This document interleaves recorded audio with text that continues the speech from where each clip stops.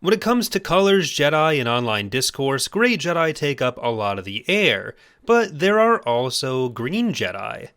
Aside from being one of the less scary online Star Wars fandom subcultures, Green Jedi, or more properly Corellian Jedi, were a sect of Force users associated with the proper Jedi Order, but which existed largely independently. While they're a relatively minor part of the lore, there are some interesting in- and out-of-universe reasons for the Green Jedi existing, which stretch back to the early part of both galactic history and Legends publication history, and we're going to talk about both of those factors. First, in universe, Corellia has always had a fairly distinct relationship with the Republic. When the Republic was first founded, Corellia was among the founding members, but Corellia was also granted a special set of powers written, or more accurately amended, directly into the Republic's constitution called Contemplanis Hermi, meaning meditative solitude. This power allowed Corellia to formally withdraw its Senate delegation and close its borders to the rest of the Republic without officially leaving the Republic. It exempted Corellian security forces from having to contribute to the Republic's own forces, an issue which would rear its head again in the New Republic, where no such proviso existed. So Contemplanis Hermi gave Corellia a particular relationship with the Republic, and you can see how this would mirror a similar kind of relationship with the Jedi. We don't know exactly when the Corellian Jedi split off from the regular Jedi Order, but it had happened by at least the time of the Great Galactic War between the Sith and the Republic in around 3653 BBY, where the Corellian Jedi were already governed by a Green Jedi Council and operated out of their own fortress or enclave in Coronet City on Corellia. It's entirely possible they had existed much earlier. Contemplanis Hermi had been legally established in the 16,000s BBY, which was itself about 10,000 years after the Republic was formed, and either of those do seem like a reasonable time for that split to have happened as well, though we don't really get any official information on that, so anything before the 3600s BBY is essentially just speculation. In the Sith occupation of Corellia during the war, Arfin Ramos led the Green Jedi as part of the resistance against the Sith occupation. Ramos and the Green Jedi were unfortunately all but wiped out in that conflict, but the Green Jedi were at some point re-established. This may not have come until as late as 1000 BBY though, with the Ruusan reformations. By this time, the Jedi Lords had begun ruling different parts of the galaxy themselves in another war with the Sith, the New Sith Wars, and one of these Jedi Lords was Lord Barathon, who had also happened to be the King of Corellia according to the author's endnotes for the Essential Guide to Warfare. This makes him a potential ancestor of Barathon E Solo, another Corellian king, which would also make him an ancestor of Han Solo.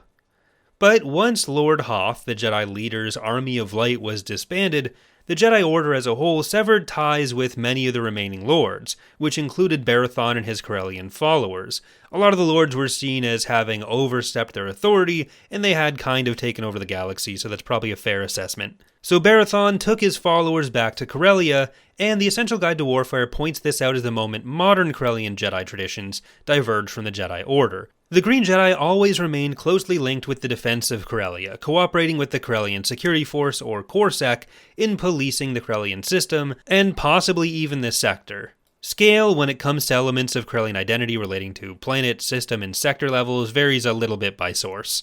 But either way, around 400 BBY, so 600 years after Barathon's time, a Green Jedi named Kieran Halcyon used powers presumably granted by his very strange hair and goatee to like this video and subscribe for more, as well as to stop a militant group of Selonians, another otter-like inhabitant species of the Corellian system, called the Afarathu, who had hoped to drive humans and the third species of the system, the Drawl, out. Well, this was a relatively short conflict that typically didn't impact people's view of the Selonians. The Galactic Empire did try to use the Afarathu to drive xenophobic sentiments among humans against Selonians, which may have contributed to the re-emergence of the sect by 1 ABY. Kieran Halcyon, though, was a member of a particularly well-regarded family of Green Jedi. Aside from their green robes, one of the elements of diverging doctrine from the regular Jedi was that marriages were allowed. And one other interesting part of the Halcyon family was that while they were generally powerful in the Force, none of them were able to master Force telekinesis. Instead, they typically had an above-average ability to manipulate energy with the Force. This allowance of marriages comes not from a necessarily intentional in-universe choice, but instead because the authors of the early Expanded Universe books, where the Corellian Jedi and other sects of Jedi originated, specifically the X-Wing books and iJedi in this case, didn't know that the whole no marriage thing was going to be a rule once the prequels had finished. They also didn't know the Jedi were going to be quite so formally organized as the prequels had them portrayed, thinking instead usually that it would be more common to have different schools operating more through the master-apprentice pairings in the galaxy as well. So you ended up with a bunch of different Jedi sects being mentioned and set up, like the Altesian Jedi and the roving Cha'Unthor school, the Corellian Jedi, and so on. So while some of the elements established about the Corellian Jedi in books like iJedi by Michael Stackpole in particular were intended to make the Jedi tradition on Corellia unique, the marriage element wasn't necessarily one of those intentional differences. Despite being a mostly independent order, the Corellian Jedi weren't wholly separate from the main order on Coruscant, especially as time went on. Several Corellian Jedi were noted as having direct involvement with the Coruscant Order, like Master Thame Cerulean, a noted researcher of the dark side who was trained within the temple on Coruscant and became a member of the High Jedi Council, even going on to train Count Dooku. So the Corellian Enclave didn't have a monopoly on training Corellian Jedi either. The main Jedi Order could and often did also ask for assistance from the Corellians and other splinter groups in fulfilling their duties, but the Green Jedi were still relatively insular, concerned primarily with the already copious amount of work available just in their own system, and they also developed a superstition that any Corellian Jedi leaves the system at their own peril. This became unfortunately true for both the Jedi who left and the ones who stayed as the Jedi Purge approached.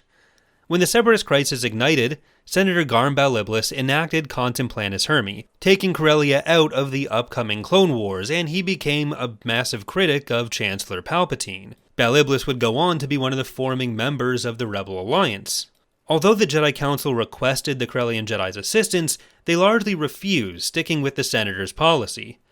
24 Corellian Jedi did go to Coruscant of their own accord, however, including Neja Halcyon, who was a descendant of Kieran. Neja survived the war, but did become a victim of the Purge, just like all the other Corellian Jedi who were not saved by abstaining from the Clone Wars. He had a son named Valen Halcyon, who he sent to live with a friend in Coruscant, Rostek Horn, disguising Valen's identity by renaming him to Hal Horn.